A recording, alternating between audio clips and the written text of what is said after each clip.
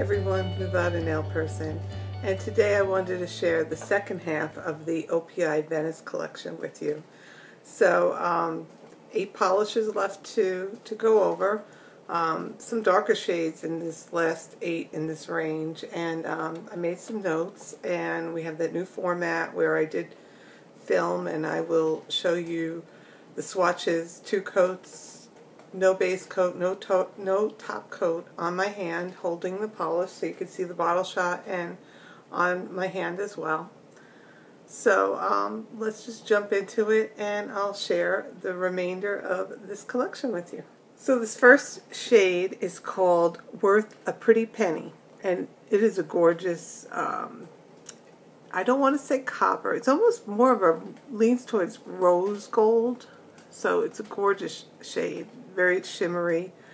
I have 2 coats for full opacity. The formula was great. The only thing is, because of the shimmer, it does show those nail imperfections. So you'd probably want to use a base coat with like a ridge filler to fill that up. But other than that, this is a gorgeous, gorgeous shade. The next shade, and you will not see the writing on the bottle, so I'm not going to pretend to hold it like you can read it. This is called Oh Susie Me, and it is a purpley plum almost kind of shade. I have it streaky in the first coat, and it was perfect and glossy in the second coat. And initially when I was applying this, I said, it looks very familiar. There must be a dupe. So the one that came to mind was Essie's Wicked, but just side by side you could see that this is a lot more purple, and this is more of like that deep purpley red shade, where this is just more on the purple side. So at first I thought it was more of a Wicked dupe, but it is not. The next shade is called St. Mark's the Spot, and it is a blue shimmer, classic OPI blue shimmer. It's a gorgeous shade.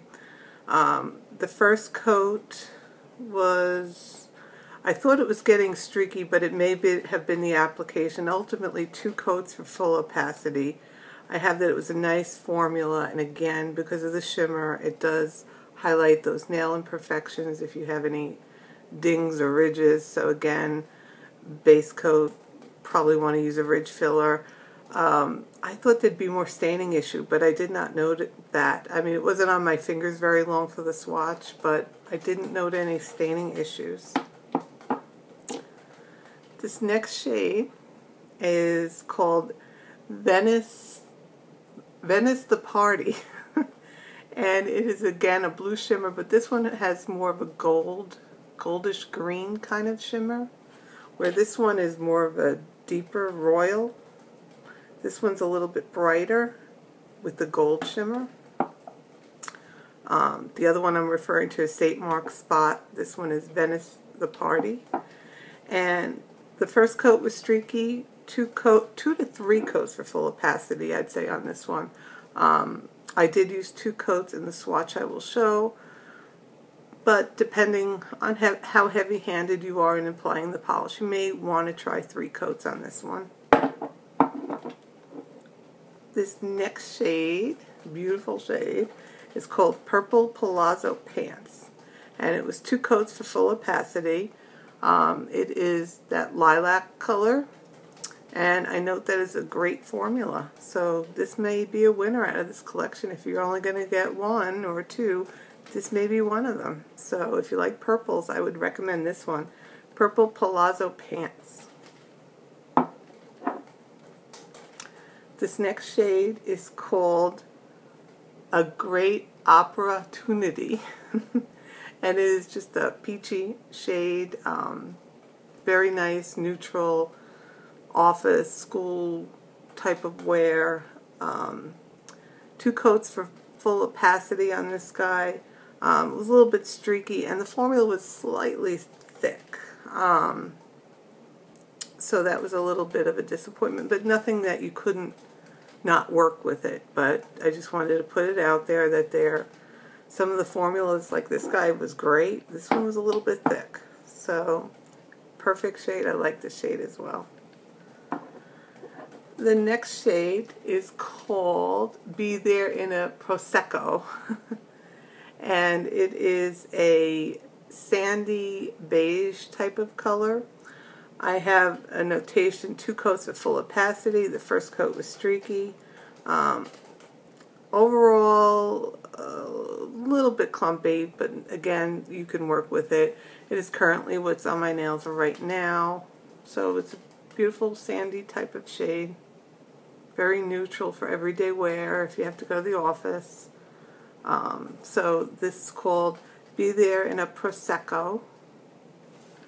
And then the final shade is called Cannoli, like the dessert cannoli, wear OPI. And the formula was very, very streaky on the first coat. And overall it was kind of thick and clumpy. But this shade is beautiful. It's like a very light gray, whitish gray. Very beautiful shade. Like this a lot, although it was a little bit of a difficult formula. I would recommend this only for the color. I love these type of shades, and it's certainly a nice transitional shade going into the fall. It's not that deep, dark shade, but it's like that gray shade, which is really, really nice. So that is the remainder of the 8 polishes in this collection, and boy, that's a lot of nail polish, but they got me. So if you have any questions, let me know, and I'll talk to you soon. Bye.